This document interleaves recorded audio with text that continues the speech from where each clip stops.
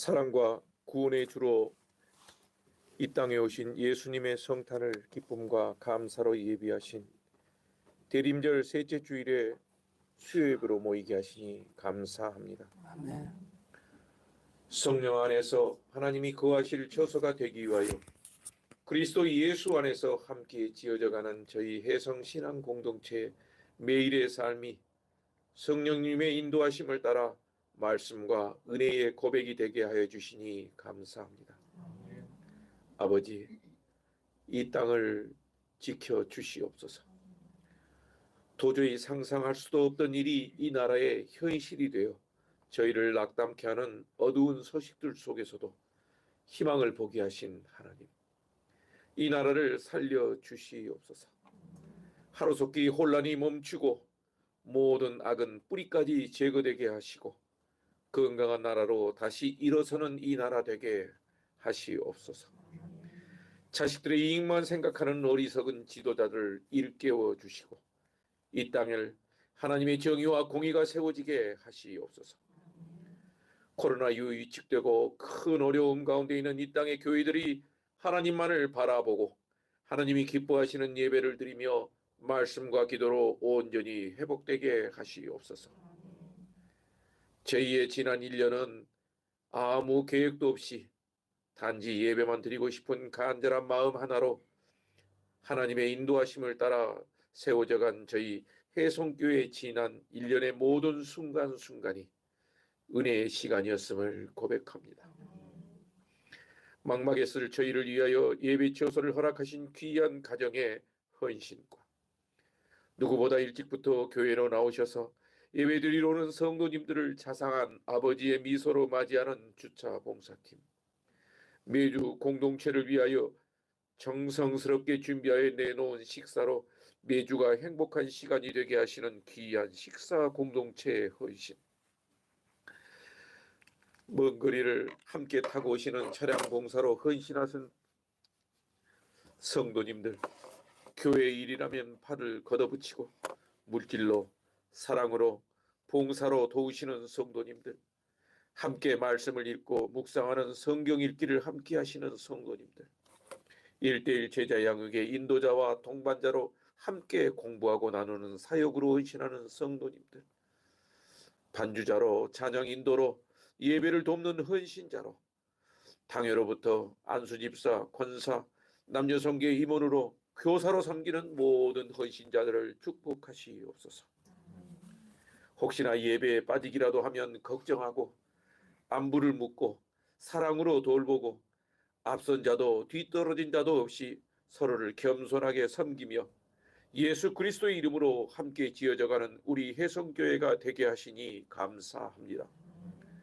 어려운 지난 시간을 기도로 이겨내며 해성교회를 이끌어 가시는 김상혁 담임 목사님을 성령 충만, 은혜 충만으로 이끌어 주시옵소서. 전하시는 말씀이 능력과 권능의 말씀이 되게 하시고 성도님들을 사랑으로 섬기고 품고 또 앞으로 나가는 귀한 목사님으로 세워 주시옵소서. 2024년을 정리하며 2025년을 희망차게 계획할 수 있도록 인도하신 하나님을 찬양합니다. 2024년에 그 채워주심의 모든 것이 저희의 노력이 아니오 오직 주님의 은혜였음을 고백합니다.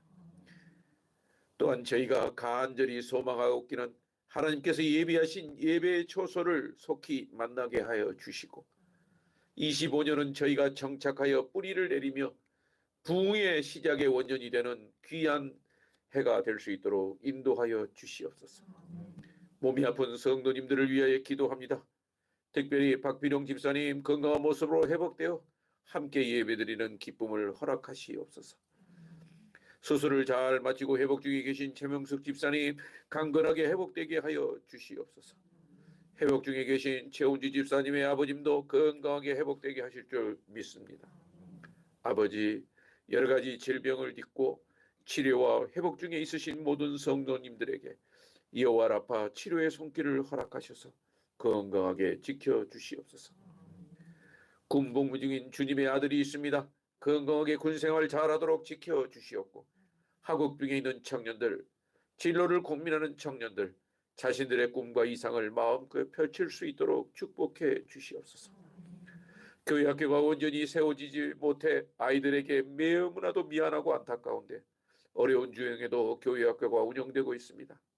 아버지, 우리 미래 세대를 위한 온전한 교회 학교가 운영될 수 있도록 인도하여 주시옵소서. 아버지, 이 시간은 김상혁 담임 목사님을 통하여 귀한 말씀으로 은혜를 받고자 합니다. 성령 충만으로 인도하여 주셔서 성령께서 주시는 능력에 힘입어 말씀을 전하실 때 생명과 능력과 은혜의 말씀이 되게 하여 주시고 듣는 저희들의 마음이 열리고 성령님의 충만한 은혜를 체험하는 은혜의 시간이 되게 하여 주시옵소서. 아버지, 예배의 처음 시간부터 마치는 시간까지 사탄막이 틈타지 못하게 하여 주시고 오직 성령께 온전히 이끌리는 은혜의 시간이 되게 하옵소서.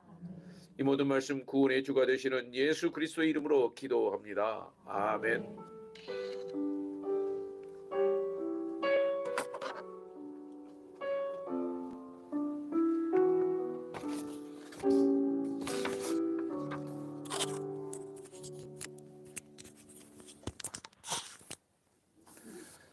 오늘 우리에게 주시는 하나님 말씀 히브리서 13장 1절로 8절까지 말씀입니다.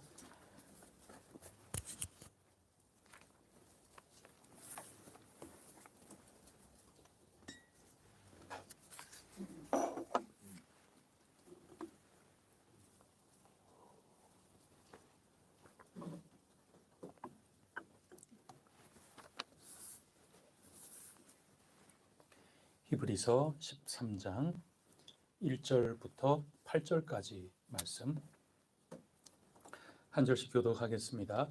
형제 사랑하기를 계속하고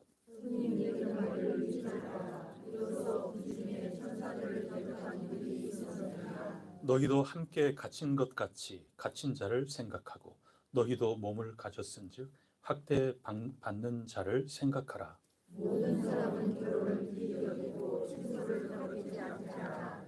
능하는 자들과 강한 자를 하나님이 심판하시리라. 돈을 사랑하지 말고 있는 바를 족한 줄로 알라. 그가 친히 말씀하시기를 내가 결코 너희를 버리지 아니하고 너희를 떠나지 아니하리라 하셨느니라. 그러므로 우리가 담대히 말하되 그 나를 내가 무서워하지 아니하리라. 하나님에게 어찌하리오노라.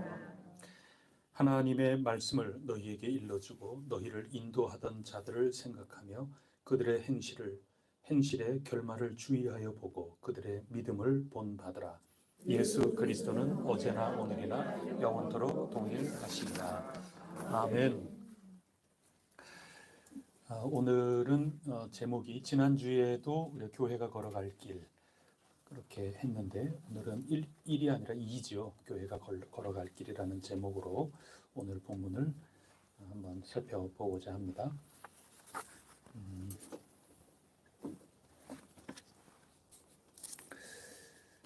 여러분 시내산하고 시온산이 있다 그러면은 어디 선택하신다고요? 예, 예수 그리스도를 통해서 우리에게 열린 그 길입니다. 믿음 생활 끝까지 우리 붙들자 그런 말씀입니다. 열심히 경주하는 우리 해성교회 피곤하고 낙심치 않고 끝까지 달려가는 우리 해성교회 여러분들이 꼭 되실 수 있기를 축복합니다. 그게 교회죠. 그러면 그 교회는 어떤 모습일까? 오늘 13장에도 계속해서 우리가 엿볼 수가 있습니다. 우리 순서 쭉 나와 있습니다. 참고를 해보시면서 짚어보도록 하겠습니다. 먼저 첫 번째는 형제 사랑 사역을 말씀하고 있습니다. 1절을 한번 보십시오. 다 같이 읽어볼까요? 형제 사랑하기를 계속하고 형제를 사랑하는 것 그게 교회가 마땅히 해야 할 바라고 하는 겁니다.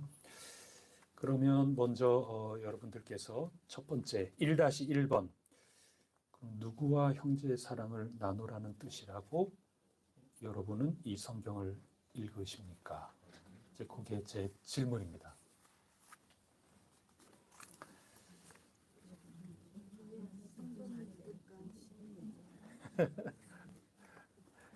다 맞아요. 예, 거기 적어 보세요, 여러분들이.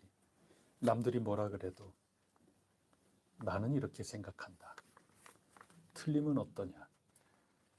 담대하게. 이거 뭐라고 적으셨어요? 믿음 아닌 예정. 예수님과 예수 믿는 자들. 예수 믿는 자들. 예. 모든 사람이라고 쓴 분도 계시고. 네. 근데 사실 다 맞아요. 이제 구체적으로 더 말씀하는 게 있긴 있어도 우리 성경에서는 좁게만 생각하지를 않거든요. 그러니까 형제 사랑, 그러면 나하고 혈연적으로 형제인 사람하고만 서로 사랑하는가? 형제 간에 서로 사랑하죠, 당연히. 그런데 예수님은 누가 나의 형제냐? 내 아버지의 그 말씀, 그 뜻대로 행하는 자가 다 나의 형제요. 그렇게 말씀하시지 않습니까? 그 가족이 자꾸 확대가 된단 말이에요. 교회 예수님을 믿는 우리들, 그게 형제, 자매, 지간인데 그게 반드시 이 교회 안에만 머물러 있는 게 아니라 성령님 안에, 그리고 시간이라고 하는 것을 통해서 하나님께서 최후에 이루실 그때까지 확장해서 보면은 하나님께서 지으신 온 우주 만물의 이 모든 것들이 다 형제요, 자매가 될 수 있는 거죠. 그러나 또 너무 경계가 없이 생각을 하면 구체화가 안 되니까 다 그렇고 뭐 이렇게 돼버리면 또 이해가 잘 안 되고 그렇죠. 그러니까 확대가 되는 거 분명한데 1차적으로 여러분들이 말씀해 주신 것처럼 혈연 간의 형제 사랑을 지금 얘기하는 걸까요? 예, 예수 그리스도 안에 형제 자매들, 예수 그리스도 안에서 우리 모두가 하나님의 한 식구가 되었다. 그들끼리 서로 사랑해야 된다. 그 말씀을 하고 계시는 겁니다. 그래서 히브리서 2번 한번 보시면 제가 여러 말씀들을 전부 적어 봤어요. 한번 찾아볼까요? 전부 히브리서 말씀이니까요. 일단 13장이니까 제일 끝에 13장 22절 손쉽게 볼 수 있겠네요. 22절에 보면 형제들아 내가 너희를 권하노니, 이때 형제들은 누굽니까? 이 히브리서 지금 받는 사람이죠. 그러면 아무한테나 다 보냈어요? 아니죠. 서로 예수 믿는 사람이죠. 형제들아 이렇게 부르지 않습니까? 바로 앞에 또 10장 19절 한번 볼까요? 10장 19절.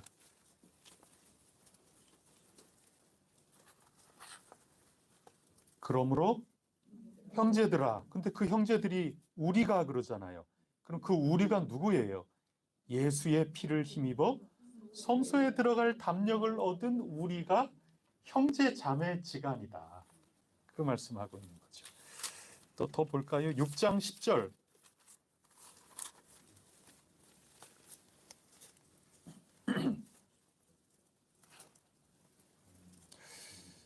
6장 10절.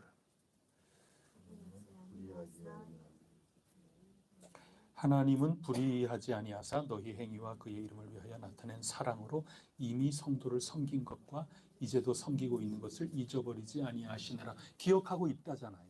누구를? 예, 성도들을.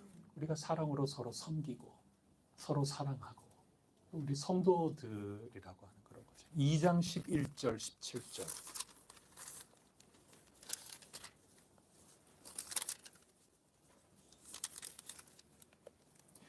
11절부터 한번 볼까요? 2장 11절. 거룩하게 하시는 이와 거룩하게 함을 입은 자들이 다 한 근원에서 난지라. 그러므로 형제라 부르시기를 부끄러워하지 아니하시고. 다 우리 예수 그리스도가 형제라는 겁니다. 17절에 보시면 그러므로 그가 범사에 형제들과 같이 되심이 마땅하도다. 이는 하나님의 일에 자비하고 신실하신 대제사장이 되어 백성의 죄를 속량하려 하시니라. 다 형제라고 불러주셨다. 그래서 우리 안에서 서로 사랑하기를 계속하라. 그게 교회다움이다. 그래서 교회는 형제 사랑이 자꾸 열매로 나타나는 그런 사역들이 자꾸 끊임없이 있어야 되는 겁니다. 자, 그럼 1-3번. 굳이 형제 사랑하라 그러면 될 텐데 형제 사랑하기를 계속하고라고 권면하신 까닭은 도대체 무엇일까요?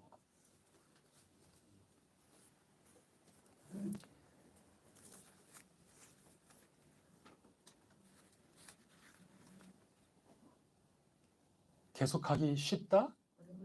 어렵다. 그 다음에 제가 질문 던진 게 지속하기 쉽지 않은 원인은 어디에 있을까요? 혹시 여러분들 경험이 여러 이 모양 저 모양으로 경험이 있을 수 있죠. 이거를 얘기해 봐야 돼요.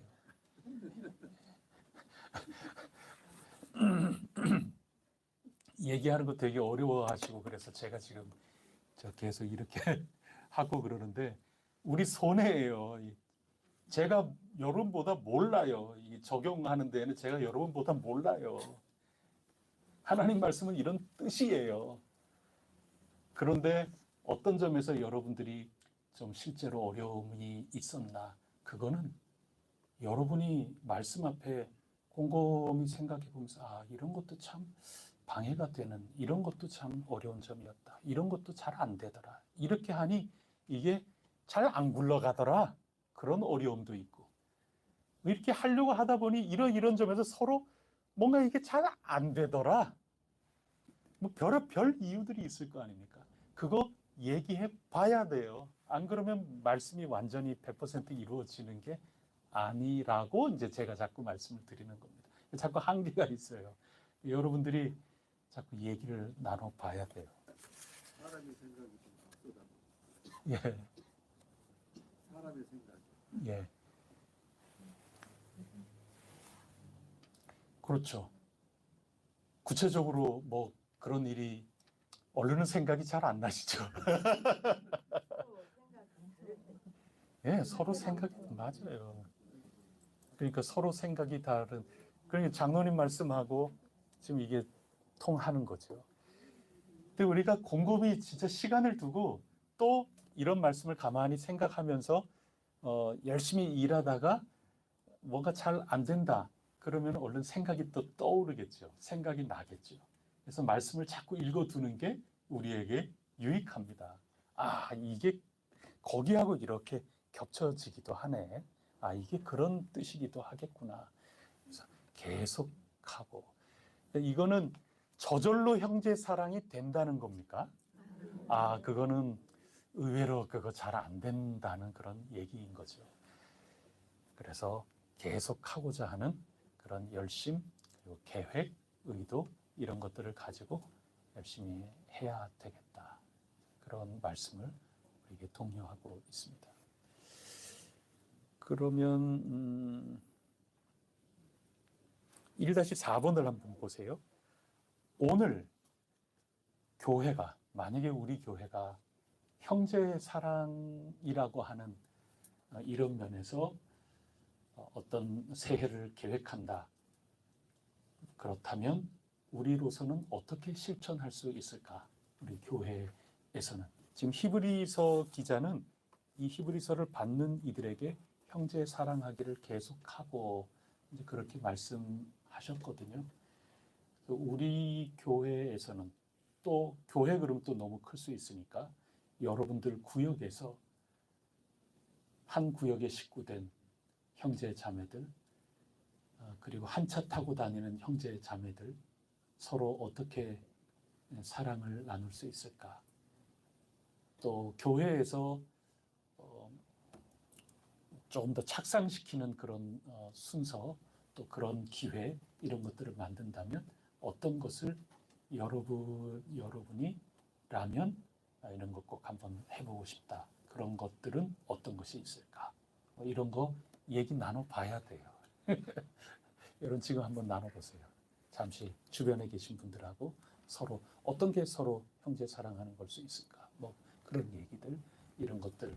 또 우리 교회에서는 쉽게 접근을 하세요. 우리 교회에서는 어떤 면이 형제 사랑하는 올 한 해 동안 형제 사랑하는 쪽으로 이렇게 정리를 할 수 있을까? 그거부터 생각하고 거기에서 혹시라도 더 발전시킬 게 혹시 있나? 그런 거 한번 생각해보고 또 뭐 다른 교회에서 이런 거는 좋더라. 우리도 이런 거 너무 좋겠더라. 부럽더라. 뭐 그런 것 있으면 그런 것도 서로 얘기 한번 해보고 그렇게 한번 좀 해 보실 수도 있습니다. 무슨 말씀인지 아시겠습니까? 대답을 안 하시네요. 자, 일단 그렇다. 일단은 기억하시고, 자, 그 다음에 2번. 형제 사랑하는 사역이 어디에 있어야 된다?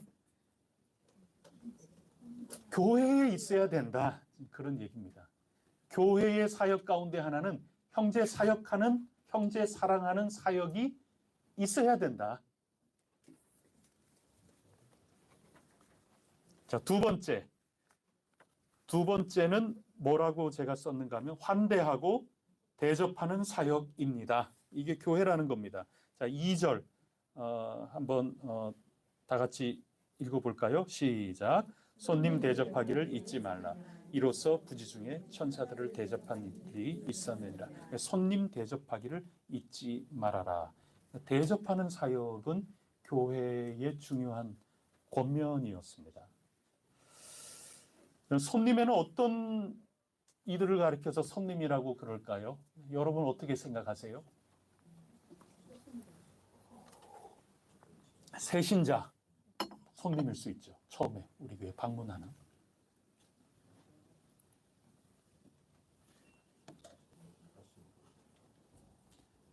다시 오실 분. 아주 부부께서 아주 열심히 답을 지금 해주고 계십니다. 또 손님에는 어떤 분들이 있을까요? 태신자. 예, 태신자. 근데 전도하고 싶은 그런 사람들, 그들도 뭐 한번 방문할 기회가 있다면 더없이 소중한 그런 일이겠죠. 네? 탕자요? 탕자는 아들이잖아요. 예, 아들도 아주 반갑게 맞이하는 손님. 손님이라는 거는 반갑게 맞이한다는 거고, 얘가 여기 왜 오나, 그거는 손님 대접 잘 못한 거죠. 누가 그랬을까요? 형님이. 형님이. 손님은 문전박대하는 거는 손님이 아니죠. 여러분, 손님이 여러분 댁에 오신다, 만약에 예정이 돼 있다 그러면 여러분들 어떻게 하시겠어요? 예, 제가 1년에 한 번 이상 여러분 한 번씩 이게 손님으로 가잖아요. 가면은 뭐 번쩍번쩍 뭐 이렇게 어떤 분은 제가 올 때까지 하여튼 막 열심히 일하시느라고 제가 왔는데도 씩씩거리시면서 숨이 그냥 가라앉지 않아가지고 막 번쩍번쩍 막 그렇게 해 놓으시지 않습니까? 닦고 쓸고 닦고 쓸고. 그래서 저는 늘 깨끗한 줄 저는 그렇게 알고 있었는데 나중에 보면은 우리 또 남자끼리는 다 통하잖아요. 그래서 또 남자끼리는 또 목사님 자주 신방 오셨으면 우리가 참 깨끗해지게 살게 그렇게 하겠는데 또 그렇게 하시지 않습니까? 매일 이 손님 어떻게 해서라도 뭐라도 이렇게 예쁘게 뭐 과자 하나 놓더라도 저 같으면 그냥 이렇게 딱 쟁반에 놓고 이렇게 하는데 착착착착착 이렇게 놓고 이걸 내놓고 그러신단 말이죠. 손님. 아버지의 심정이 그런 심정이겠죠. 근데 형은 쟤 여기 왜 왔지? 뭐 이거는 환대가 아니죠. 손님을 대접한다 하는 것은 환대한다. 그런 말씀입니다. 그 아래에 있는 구절을 한번 읽어 보십시오. 제가 그랬는데 한번 읽어 볼까요? 사도행전 28장 23, 24절.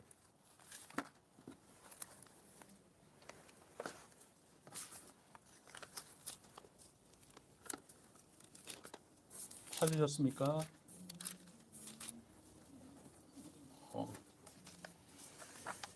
사도행전 28장 23절, 24절. 어느 분 한번 크게 읽어주시겠어요? 그들이 날짜를 정하고 조사 유숙하는 집에 많이 오니 바울이 아침부터 저녁까지 강론하여 하나님의 나라를 증언하고 모세의 율법과 선지자의 말을 가지고 예수에 대하여 좋곤 하더라. 그 말을 믿는 사람도 있고 믿지 아니하는 사람도 있어. 아멘. 예. 그래서 로마에서 전도를 하는데 일단 기본적으로는 예수님을 믿는 사람들은 아니죠. 그래도 사도 바울에게 그게 좀 궁금하고 그래서 태신자가 손님으로 올 수도 있는 거죠. 그런 겁니다. 그래서 그들 가운데 믿는 사람도 있고 믿지 않는 사람도 있고 사도 바울이 지금 머물고 있는 그 숙소에 사람들이 자꾸 손님으로 찾아오는 겁니다. 그들을 얼마나 기쁘게 맞이하고 따끈한 차라도 내주고 뭐 좋아하는지 과일도 좀 내놓고 그러면서 어서 오라고. 사도 바울이 얼마나 정리정돈하고 가슴 두근두근 하면서 아유 오기로 했는데 그러면 얼마나 기다렸을까요? 그런 생각을 한번 상상해 보게 됩니다. 그럼 이때는 뭐라고 손님을 얘기할 수 있을까요?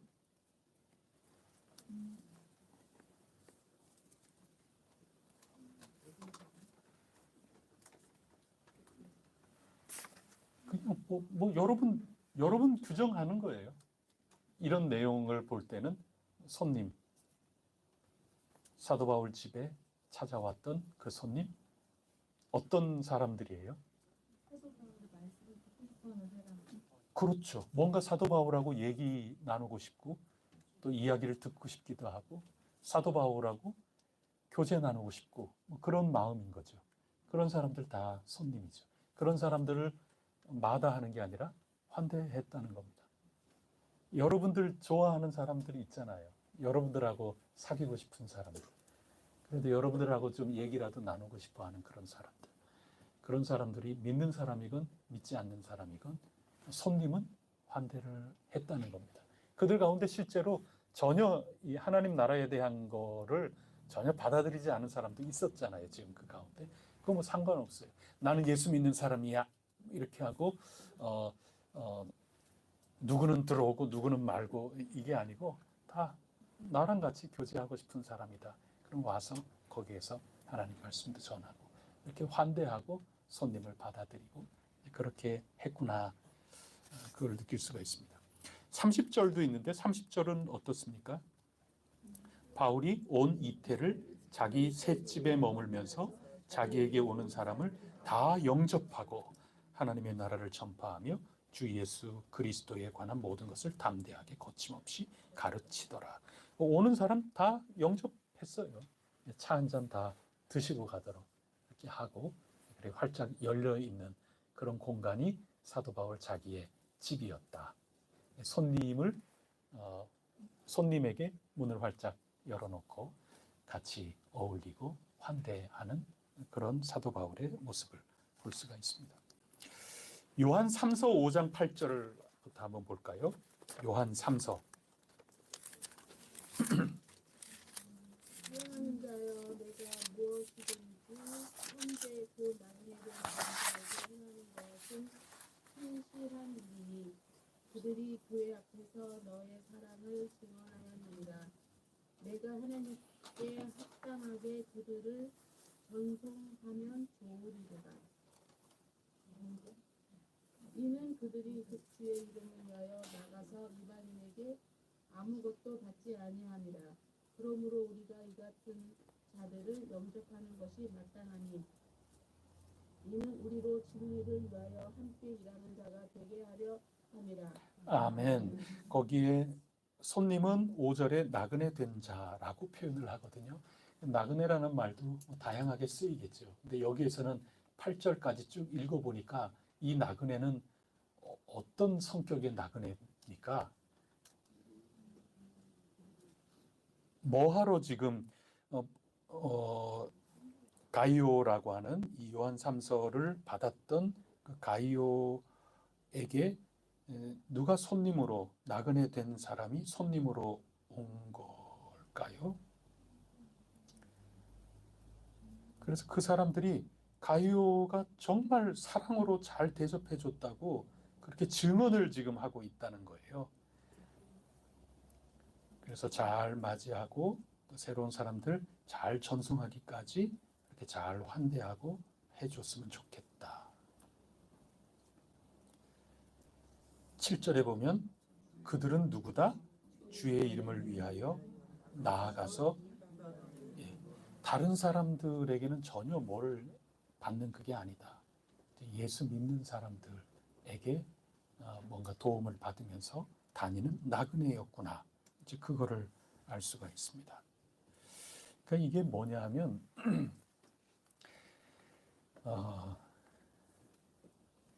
이때는 요즘이야 뭐 교회마다 교역자가 있고 그렇지만은 예전에도 우리나라는 교역자 수가 굉장히 좀 적었을 때가 있습니다.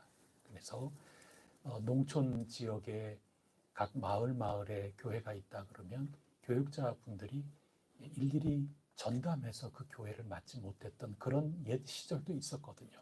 그러면 읍내에서 목사님이 이렇게 두루두루 다니면서 예배도 드리고 또 신방도 이렇게 하고 그렇게 하셨던 그런 옛적이 우리 교회에도 있었던 거죠. 우리 이 땅의 교회에도 그런 모습이 있었습니다. 근데 이 처음의 교회 때만 해도 사도 바울도 자꾸 돌아다니지 않습니까? 한 곳에 머물러서 목회를 하는 그런 이들도 이제 점차 생겨나고 잘 충원이 되고 그렇지만 처음에는 그렇지 못했던 거죠. 그래서 복음을 전하고 각 가정에 예수 믿는 사람들이 모여서 그 식구와 옆에 한 두세 가정이 모여가지고 우리 구역 예배처럼 그 집에 모이면 그게 교회였던 겁니다. 그래서 가정이 교회였던 거죠. 그게 초대교회의 모습이었던 거거든요.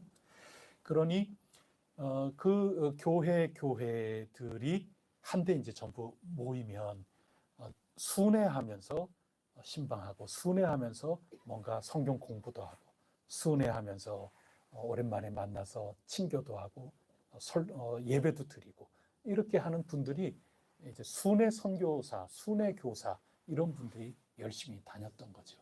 그분들을 나그네라고 표현하는 겁니다. 그럼 그분들이 다니면서 믿지 않는 사람들에게 뭔가 먹을 것도 좀 얻고 믿지 않는 사람에게 잠자리도 얻고 그렇게 다니겠어요? 그게 아니라는 겁니다. 그들은 이방인에게 아무것도 받지 아니함이니라. 그러니 각 지역마다 있는 그런 교회, 가정교회죠. 그런 교회의 도움을 받으면서 그렇게 다녔다. 그러니 이런 주의 일을 가지고 각 교회를 돌아다니면서 복음으로 잘 든든하게 세워나가는 그런 이들을 손님으로 잘 환대해 주시면 고맙겠습니다. 그런 이야기들이 사도 바울의 편지나 사도 요한의 지은 편지 이런 곳에 흔적으로 굉장히 많이 남아 있습니다. 그런 거를 자꾸 감사하다고 얘기하고 그러는 거죠. 저희 어른 가운데에는 저희 큰어머니가 이제는 제일 어른이시거든요. 지금 뭐 요양병원에 계세요. 이제는 뭐 아주 연로해지셔가지고. 근데 그분이 어떻게 우리 집에 신방하러 왔나? 저희 할아버지가 계시던 곳하고 그다음에 저희 큰어머니가 계시던 곳하고 리가 달라요. 리가. 지금은 차로 가면은 한 5분 10분 채 안 걸릴 정도로 길이 뻥 뚫려서 아주 고속으로 그냥 확 달려가면은 산 굽이 이렇게 해서 딱 돼 있는 그런 동네인데 저희 할아버지가 뭐 저희는 이제 듣는 거죠. 저희 할아버지가 이제 예전에는 뭐 목사가 없으니까 그냥 장로로서 교회를 개척하고 그래서 교회가 이제 세워지고 그 다음에 그 여러 이 동네 저 동네 다니면서 이제 전도하는 거죠. 저희 할아버지 같은 경우에는 뭐 북도 치고 장구도 치고 그러면서 노래를 부르고 그러면 사람들이 몰리고 그래 거기에서 전도하고 말씀 전하고 그렇게 이제 하신 거예요. 농부였거든요. 할아버지는 농사일 하시면서 또 교회를 자꾸 이렇게 받들어 세우고 그렇게 했던 거죠. 그렇게 하면서 그 이웃 그 마을 거기에 항상 가면 어느 한 집이 항상 저희 할아버지를 이제 댁에 모시고 거기서 자게끔 숙소도 내주고 거기에 음식도 자꾸 이렇게 해주고 그렇게 하던 한 집이 있었는데 그 집 딸이에요. 우리 큰아버지하고 내 며느리 하자. 그래가지고 이제 며느리 해서 우리 집안에 이제 오셔가지고 지금까지. 뭐 할아버지 할머니 다 돌아가시고 제일 큰아버지의 큰아버지하고 결혼을 하신 거니까 지금은 저희 집에서는 제일 큰 어른이죠. 그분 기억에 말씀해 주실 때 아이고 너희 할아버지가 나를 며느리 그렇게 삼아서 그게 언제나 있었잖아요.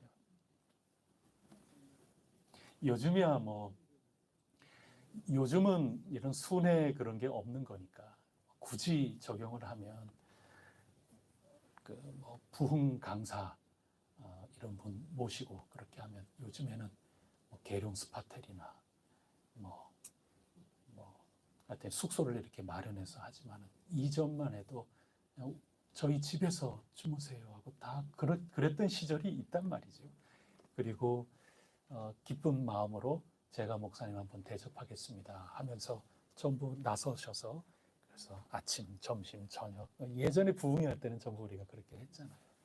그런 모습이 이때의 이 나그네를 대접하는 그런 모습이라고 할 수가 있습니다. 그래서 그런 대접을 잘 해라. 손님 가운데 여러 유형이 있는데 손님 가운데에도 말씀을 가지고 오는 오늘 굳이 얘기를 하자면 우리로서는 어떤 강사분으로 오신 뭐 그런 분에 대해서 얘기할 수 있고 또는 나중에는 뭐 우리가 선교를 하든지 그렇게 하면 선교지에 계신 분들이 뭐 우리 한국을 또 방문할 수도 있지요. 그리고 한국의 교회들을 좀 공부하고 탐방하겠다 그러면서 교회 예배하는데 같이 참여할 수도 있고 뭐 그렇지 않겠습니까? 그때 그들을 우리가 환대하고 손님 대접하고 그렇게 하는 거죠. 제가 참 재미있는 이야기이기도 하고 또 여러분에게 걱정 끼쳐드리는 얘기이기도 하고 그러는데 기억에 남아있는 그런 일들이 있어요. 제가 있던 교회들은 비교적 그래도 좀 개척교회들은 아니었기 때문에 나름대로의 전통이 있는 거죠. 옛적부터 교회가 이렇게 해오는 그런 또 흐름이라는 게 있는 거거든요. 근데 부흥 강사분이 이렇게 오시면은 권사님들 그 접대팀이 있는 거죠.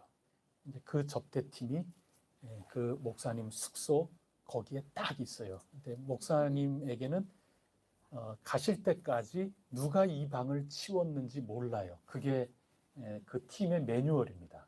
그 팀 봉사하는 매뉴얼이에요. 목사님하고는 절대로 한 번도 마주치지를 않아요. 제가 그 담당 목사였거든요. 그래서 제가 목사님 숙소에서부터 여기까지 모시고 왔다 갔다 이렇게 하고 그리고 그 봉사팀을 관할하고 그래서 영접하는 이 접대부죠. 접대부. 그런 일을 했는데 이제 그때 하는 여러 가지 일이 있는데 그 가운데 예로부터 선배 신앙인 때부터 해왔던 게 뭐냐 하면 3박 4일 부흥회를 한다 그러면은 권사님들이 미리 이제 제가 목사님하고 다 얘기를 좀 하죠. 목사님 대강 사모님하고나 연락을 해서 뭐 어떤 사이즈를 입는다 이렇게 딱 하면은 다 준비를 해요.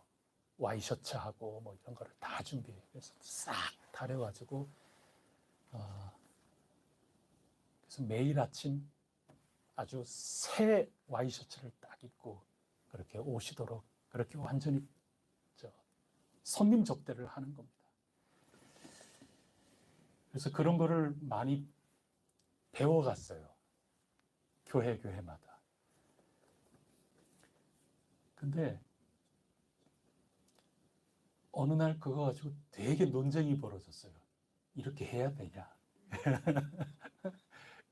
그래서 예전에는 우리가 할 수 있는 대로 할 수 있는 만큼 이 손님을 어떻게 대접한다 하는 그런 거에 기쁨으로 한 그런 게 있었는데, 이제 뭐 세월이 또 변하기도 하고 시대가 변하기도 하고 그러니까 아니 그건 절대로 안 된다. 결사 각오하고, 아니 뭐 거기에 뭐 결사 각오까지 해요. 뭐 그거 안 된다 그러면 안 되는 거고 그런 거지. 결사 각오하고 그건 뭐 내 눈에 뭐 흙이 들어오기 전에 뭐 이렇게 하면서 굉장히 논쟁이 벌어지기도 하고 그랬어요. 그래서 그 뭐 시대의 흐름이기도 하고 또 교회 공동체 한 공동체 안에 그 생각이라는 게 어떠하냐 거기에 따라갈 수도 있고 그런 거지만은, 교회라고 하는 것들은 어떤 사역이 기본적으로 있었나? 우리 초대교회로부터. 그거는 손님에 대해서 야박하게.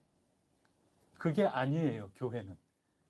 교회는 손님을 접대하고, 손님을 기쁘게 하고, 환영하고, 복음을 전하기 위해서 우리를 방문한 손님이든지, 또 복음에 대해서 전혀 모르지만 나하고 친교하고 싶어서 뭐 그런 마음이 있는 사람 손님으로 나에게 오든지 간에 차 한 잔이라도 이거를 꼭 줘야 돼? 요즘 시대가 전부 자기 먹을 거 자기가 가져와야 되는 거 아니야? 뭐 이렇게 생각할 수도 있고 그렇지만, 정말 차 한 잔 아니면 맹물 하나 내놓더라도 아유, 우리 집 맹물은 좀 달라요.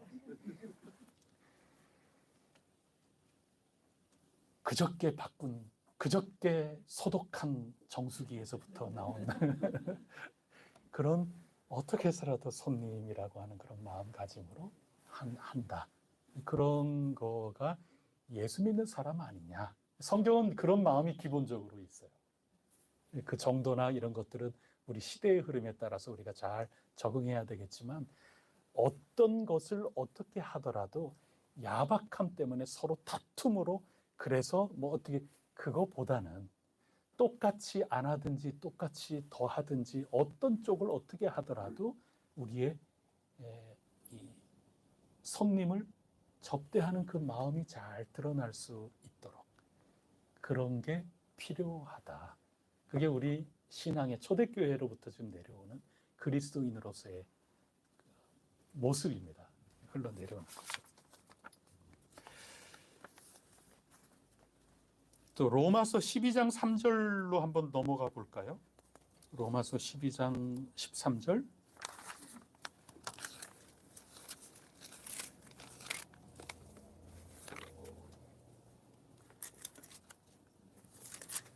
로마서 12장 13절.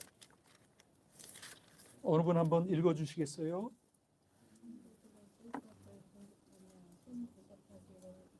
예, 성도들의 쓸 것을 공급하며, 이거 형제 사랑에 가까운 거죠. 우리 1절에 손 대접하기를 힘쓰라. 여기에 손, 글쎄 이게 누굴까? 여기에서는 막 구체적으로 드러나고 그러는 것은 아니지만, 어쨌든 성도를 잘 대접을 하고 성도를 잘 돌보고 그런 것들이 형제 간에 서로 사랑을 나누는 그런 모습이라면, 그것과는 조금 더 확대된 어떤 의미에서 손님을 얘기하는 거겠구나. 그 정도 추측을 해볼 수가 있겠죠. 그게 예수 믿는 사람이었습니다. 또 참고적으로 마태복음 25장 35절 36절, 어느 분 빨리 찾으신 분 있으면 한번 큰 소리로 읽어 주십시오.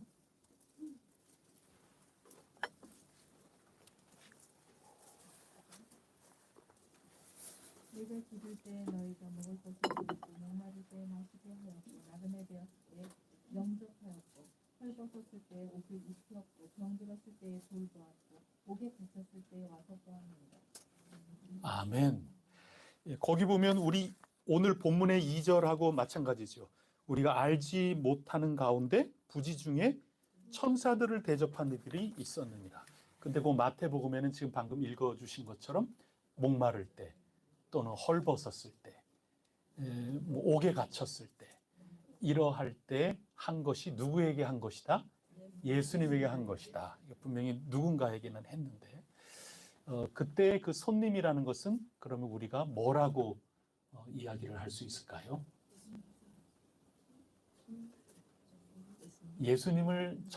예수님께 한 것과 같이 예수님이 받아주신다는 얘기인데 실제로는 헐벗은 사람에게는 뭐가 옷이 목마른 물이겠죠. 뭐 이런 것들이 있잖아요. 그러면 우리가 뭐 손님을 대접한다, 환대한다 이렇게 할 때 그 손이라는 것은 제가 참고적으로 조금 더 나아가서 생각을 해보겠다 하는 뜻이에요. 그렇게 생각한다면 지금 뭔가 필요가 절실한 사람들이 있을 거예요. 지금 살면서 누구나 다 그렇지 않습니까? 되게 목말라가지고 그런 분에게 물 한 잔 떠주는 그런 거. 필요에 따라서 우리가 뭔가를 대접을 하는 거죠. 정말 더워서 기진맥진 그러고 있다. 그러면 아유 우리 교회 여기 좀 시원하게 돼 있는데 여기 잠깐 쉬었다 가시라고. 그런 거. 그래서 여러 사람들 가운데 저마다의 자기 절실히 지금 다급하게 필요한 것이 있을 때 그런 거에 대해서 우리가 대해 주는 것. 그것이 부지 중에 나도 알지 못하는 가운데 천사를 대접하고 또 예수 그리스도께 하는 일이 될 수 있다. 그만큼 환대하고 우리가 뭔가를 잘 대해준다 하는 이런 것은 굉장히 값어치 있는 일이고 교회 공동체의 사역이다. 그런 말씀입니다. 그래서 이것도 마찬가지로 이렇게 우리가 무엇인가 아까 우리가 쭉 말씀 나눴어요. 확대된 아직까지 예수 믿지 않지만 이 확대된 우리의 이웃에 대한 그런 것들이라든가 아니면 복음을 증거하는 또 복음의 동역자라든가 이런 모든 이들에게 우리가 활짝 열린 마음으로 대하는 그런 것을 사역이라고 할 때 우리 공동체 안에서 어떤 사역이 실천 구체적으로 될 수 있을까? 여기에 대해서 우리가 한번 생각해 볼 필요가 있다. 이거를 제가 마지막에 거기다 적어 놓았습니다.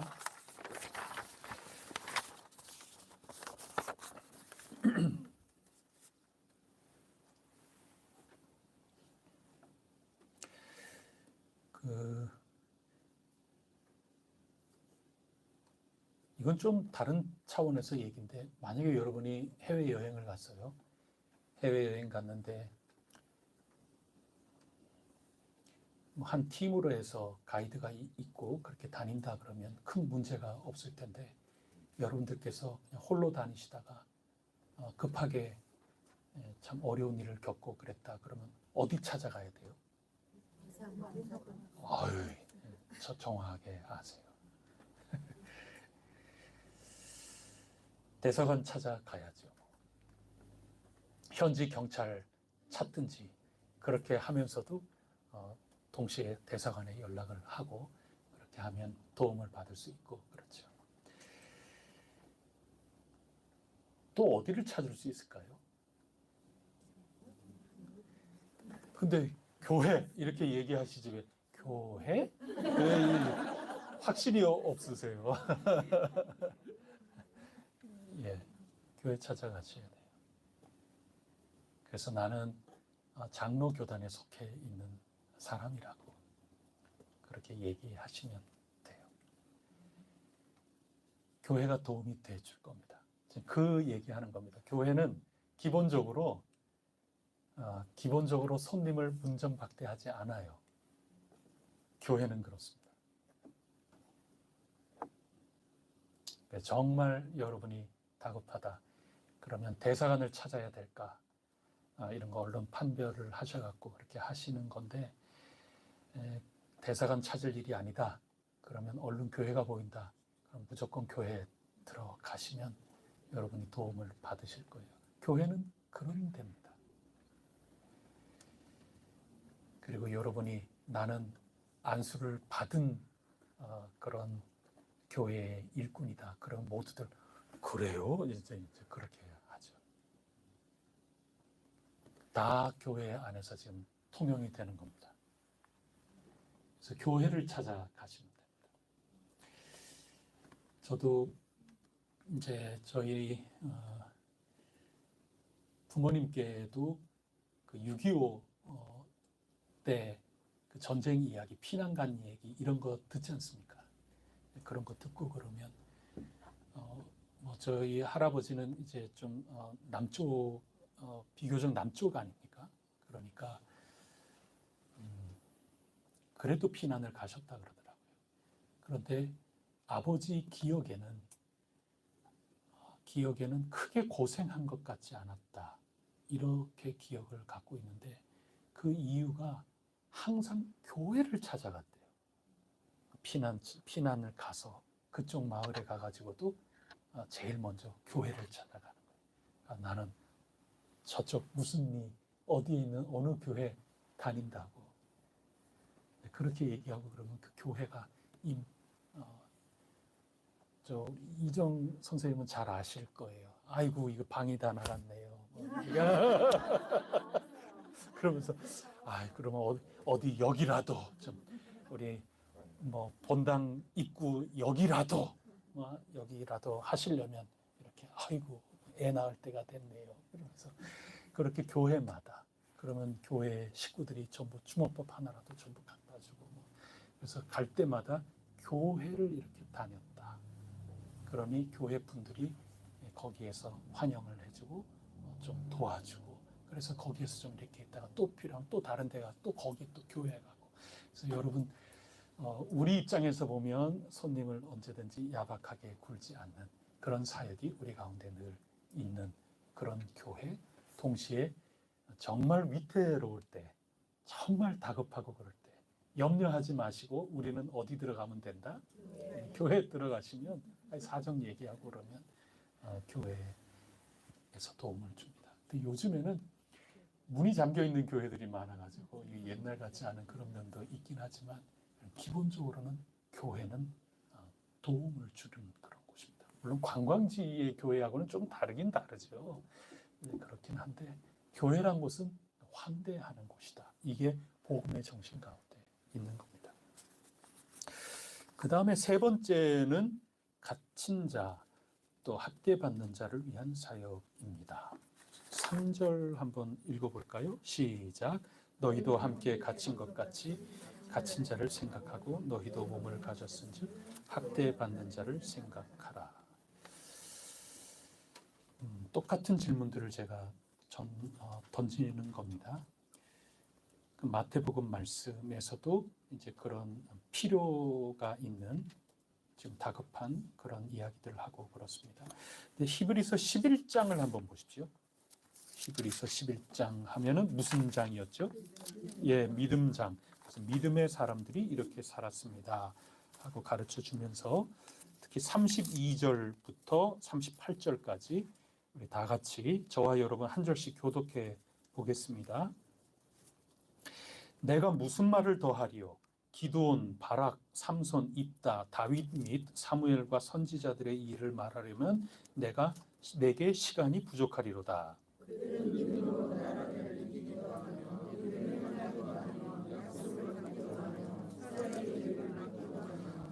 불의 세력을 멸하기도 하며 칼날을 피하기도 하며 연약한 가운데서 강하게 되기도 하며 전쟁에 용감하게 되어 이방 사람들의 진을 물리치기도 하며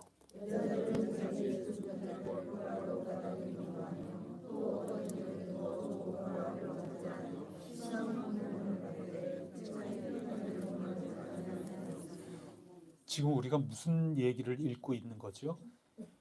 믿음의 사람들 어떤 삶을 살았나 다 얘기해야 되는데 지금 시간도 없고 지면도 없고 그러니까 이렇게 뭉뚱그려서 이렇게 믿음으로 살아간 사람들이 있었다 그 얘기하는 겁니다 지금.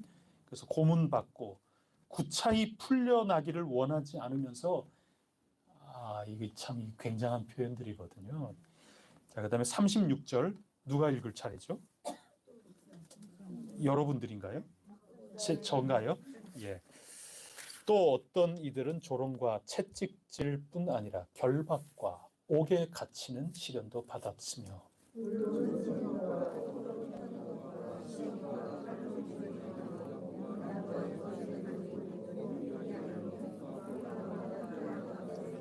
다 같이 읽습니다. 이런 사람은 세상이 감당하지 못하느니라. 그들이 광야와 산과 토굴과 유리하였느니라. 아멘. 그래서 이 36절 보면 조롱, 채찍질, 결박, 그리고 옥에 갇히는 사람들이 나오지 않습니까? 37절에도 보면 어휴 무시무시하죠. 돌, 톱, 아이고 뭐 이렇게 하면서 뒷부분에 가보면 궁핍과 환난과 학대를 받는. 그러면 이분들은 뭐 때문에 지금 이런 일을 당하는 겁니까? 믿음 때문에, 예수 그리스도 믿음 때문에 지금 갇힌 자가 되고 학대받는 자가 되고 이런 일들인 거죠. 그렇게 보면 갇힌 자, 학대받는 자, 오늘 13장에 이들을 생각해라. 학대받는 자들을 늘 생각해라. 염두에 두어라. 그렇게 하면서 뭘 하라는 거냐? 1절처럼 사랑하고 2절처럼 대접하고 늘 마음에 그런 것들을 가지고 있어라. 그러면 갇히고 학대받고 이런 사람들은 대체적으로 어떤 사람이냐? 이게 믿음 때문에 어려운 일을 겪고 믿음 때문에 고난을 지금 겪고 있고 믿음 때문에 땀 흘리고 눈물 흘리고 피 흘리고 이렇게 사역의 현장 가운데 있는 이들, 그들을 언제나 모른 척하지 말아라. 그 얘기를 하고 있는 겁니다. 이게 다 지금 형제 사랑, 손님 환대 이거하고 다 연결이 되어 있는 겁니다. 자, 그러면 3-3번에도 마찬가지로 이것도 오늘 교회가 할 사역으로 어떻게 적용하며 실천할 수 있을지 우리가 서로 이야기들을 한번 나눠보고 자꾸 아이디어들을 한번 내보고 이렇게 해야 되는 겁니다. 그럼 갇힌 자, 또 학대받는 자, 이런 사람들이 누가 있을까? 매우 다양하죠. 네? 뭐 예수 믿는다는 그 이유 때문에 또 진리를 지킨다는 이유 때문에 진짜 갇히고 또 학대받는 그런 분들이 당연히 뭐 있을 겁니다. 그런가 하면 뭐 선교사님들 선교지에 나가서 여러모로 힘들죠. 낯선 곳에 가서 다 힘들고. 제 친구 가운데 해외 선교사님으로 나간 분들은 다 병을 앓고 있어요. 특히 그 면역 질환, 너무 더운 곳에 있고 그렇게 하니까 이 기후가 안 맞아가지고 면역 체계에 자꾸 문제가 생기고 그래서 계속 치료하고 이러는 이들이 제가 한두 사람이 아니라고 그러려고 그랬는데 두 사람이 있네요. 한두 사람이네요. 두 사람이 있습니다. 두 사람. 그것도 많은 그게 아니라 저랑 같이 부교역자로 같이 있으면서 선교지에 나간 분들이 그렇게 많은 숫자가 아니거든요. 그 가운데 두 사람이 지금 그렇다. 그거는 이게 참 어려운 거죠. 힘든 겁니다. 그런 이들을 늘 생각해라. 우리가 어떻게 그들을 돕고 어떻게 복음을 가지고 지금 힘겹게 힘을 내어서 해나가는 그런 이들에게 우리가 후원자가 될까? 여기에 대해서 우리가 늘 생각하고 마음과 또 물질을 사용하고 이렇게 해야 된다. 그래야 그게 교회의 모습이다. 그 얘기를 하고 있는 겁니다. 그 다음에 마지막 네 번째는 올바른 사랑을 배우고 훈련하는 제자 사역입니다. 사랑을 올바로 배우고 훈련한다 하는 그런 얘기인 거죠. 그러면 1번 제자 훈련이란 삶이 변화되는 겁니다. 내 삶의 주인이 바뀌는 일입니다. 살아가는 영역이 달라지는 겁니다. 삶의 가치관이 달라지는 겁니다. 무엇에 더 큰 의미를 두어야 될지 이게 완전히 바뀌는 일, 그게 제자 훈련입니다. 교회는 이 사역하는 겁니다. 자, 그러면 올바른 사랑, 이건 사랑이라 그래갖고 다 좋은 게 아니에요. 사랑을 잘못하면 망하는 지름길이 돼버리는 겁니다. 그러면 어떤 사랑을 하면 망하는 지름길이 되냐? 2번을 보면 4절에 음행과 간음, 음행하고 간음하고 그렇게 올바르지 못한 그런 거에 내가 사랑에 그만 빠져버렸어요. 그럼 나는 예수님 믿는 사람답게 나는 뭐든지 다 사랑해. 그게 아니라는 겁니다.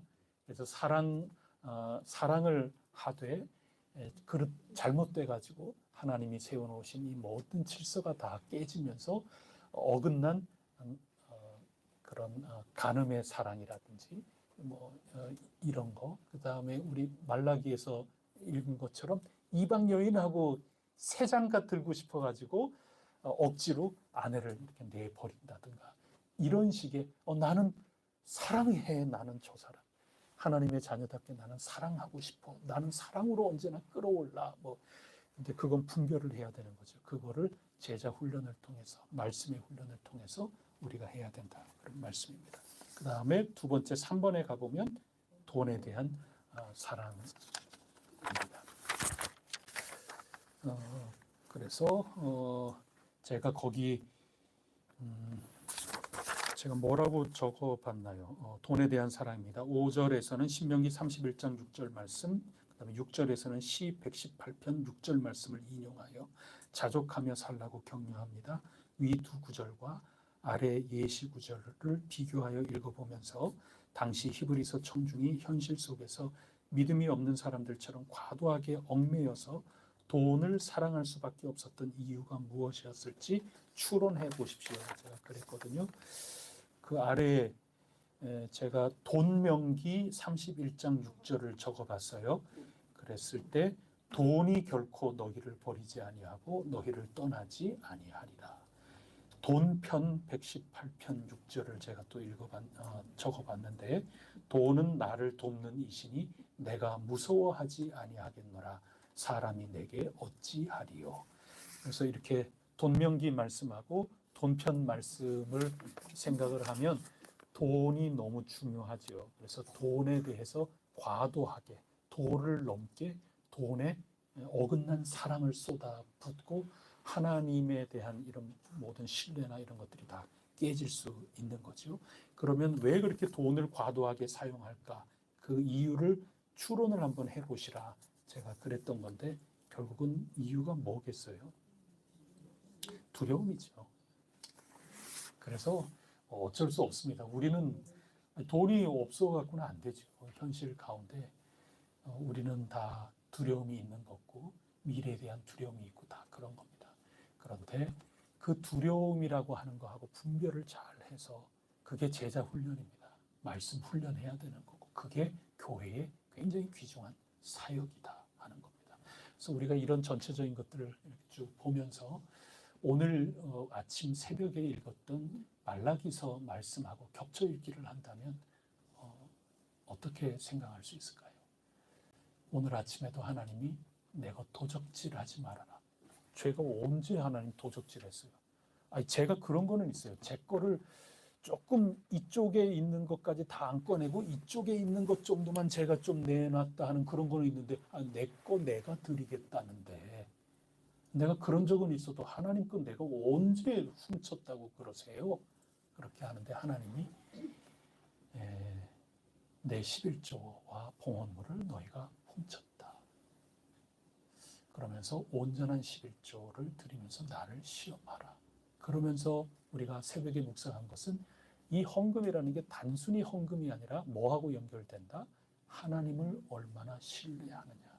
그래서 나를 테스트해봐라. 내가 어떻게 너희에게 대해주는지 그거 한번 테스트를 해봐라.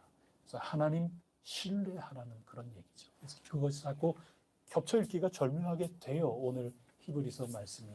그래서 돈을 사랑하되 너무 도에 지나치게 하나님을 신뢰하지 못하고 여기 아주 이거 모두 암송하는 구절일 거예요. 돈명기 31장 6절, 돈편 118편 6절.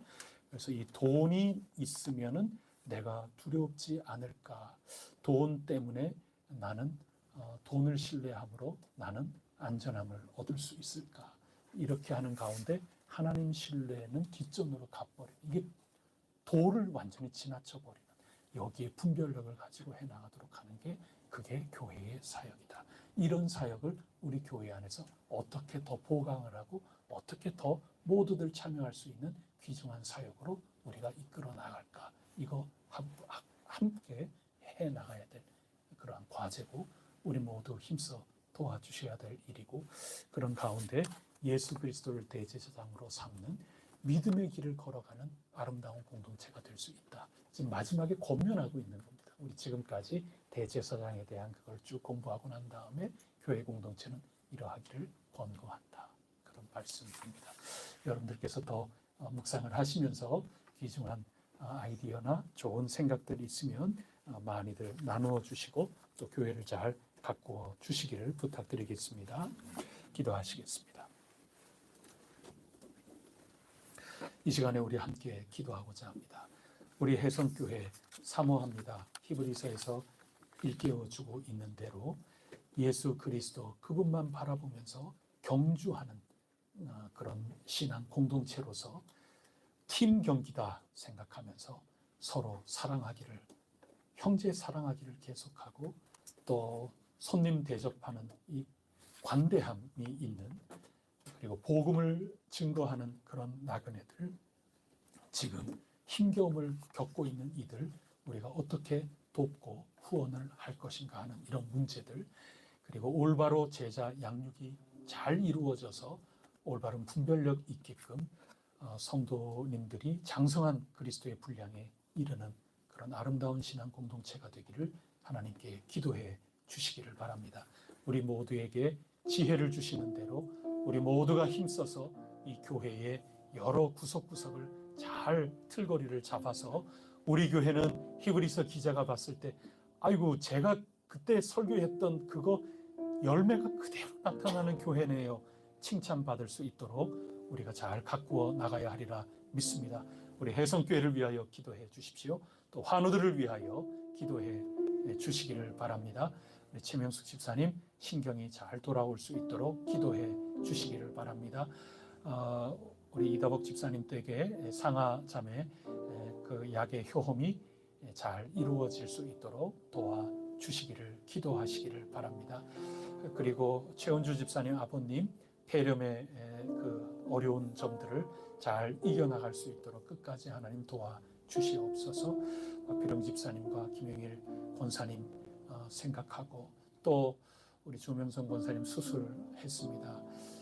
또 수술하고 낫기를 바라는 이들이 우리 가운데 적지 않습니다. 한 번 한 번 생각하면서 기도해 주시고, 앞으로도 또 수술을 두고 있는 이들도 있습니다. 하나님 크게 역사하여 주시사 고쳐 주시옵소서. 하나님 아버지, 저희 혜성교회에 귀중한 예비하신 곳을 만나게 하여 주시옵소서. 주님 역사하여 주시옵소서. 한 해를 잘 마무리하고 또 성탄절 준비하고 있는 부서들 있는데, 은혜 가운데 우리 모두가 성탄의 기쁨을 하나님께 영광 올려드리게 하여 주시옵소서. 우리 이 시간에 함께 합심하여 기도 올리도록 하겠습니다. 하나님 아버지, 참 감사합니다. 저희 혜성교회 신약 성경이 지금 가르쳐주고 있는 대로 교회의 아름다운 모습이 저희 가운데 잘 녹아질 수 있게 하여 주시옵소서. 형제 사랑, 우리 혜성교회가 떠오르게 하여 주시옵소서. 손님 대접, 혜성교회가 떠오르게 하여 주시옵소서. 복음을 위하여 갇히고 또 학대받는 이들을 위하여 생각하고 그들을 위하여 중보하며 기도하며, 저들 처지에 있는 것처럼 저희들도 하나님의 역사하심이 나타나도록 간절히 중보하며 나가는 것 생각할 때 저희 혜성교회가 떠오를 수 있도록 주님 도와주시옵소서. 사랑, 아무거나 사랑하지 않고 분별하며 사랑하여서 말씀 위에 굳건하게 서서 하나님께서 귀하게 쓰시는 청직이 되는 그러한 사람들, 저희 혜성교회가 떠오르게 하여 주시옵소서.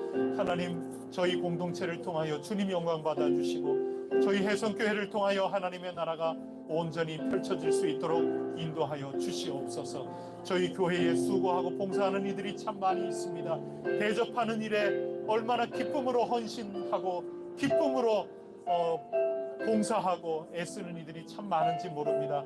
한 해 동안 수고하고 애쓴 그 모든 것들 주님께서 영광 받아 주시고 주님께서 칭찬하여 주실 줄 믿습니다. 주님을 시험한 한 해, 주님을 전적으로 신뢰하며 저희들이 헌신 봉사 대접하고 환대하며 살아온 삶이오니 이제 주님께서 갚아 주시옵소서. 가정마다 복 내려 주시고 각 사람의 그 삶마다 주님의 향기가 가득할 수 있도록 인도하여 주시옵소서. 환우들을 기억하여 주시고 저마다 처지 가운데 주님을 바라고 또 바라게 하시고 주님께서 긍휼히 여겨 주시사 손을 대어 주시옵소서. 주님 사랑으로 저들을 낫게 하여 주시고 저들의 발걸음 친히 동행하여 주시옵소서. 임마누엘 하여 주시옵소서. 저희 해성교회 올해 마무리 그리고 새해를 맞이하는 그 모든 과정 가운데 주님의 뜻이 이루어지기를 바라나이다. 모든 준비하는 모든 것들이 큰 은혜 가운데 기쁨의 잔치들이 되게 하여 주시옵소서. 저희들에게 주신 그 땅, 주님 저희들에게서 주시는 바로 그 처소 하나님 저희들이 기대하며 나아가옵니다. 주님 어디옵니까? 저희들에게 길을 열어 주시옵소서. 이 나라를 불쌍히 여겨 주시옵소서. 확대된 주님의 가정인 줄 믿고 저희들이 위하여 충고합니다. 확대된 주님의 한 식구임을 믿고 온 우주 만물 이 세상 방방곡곡을 위하여 간구하오니 평화가 필요한 곳에 평화를 주시옵소서. 먹을 것이 필요한 이에게 주님 손길을 펼쳐 주시옵소서. 저희들을 사용하여 주시옵소서.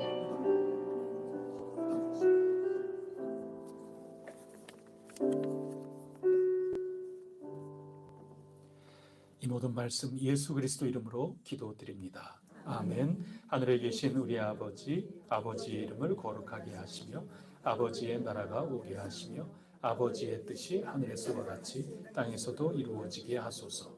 오늘 우리에게 일용할 양식을 주시고 우리가 우리에게 잘못한 사람을 용서하여 준 것 같이 우리 죄를 용서하여 주시고 우리를 시험에 빠지지 않게 하시고 악에서 구하소서.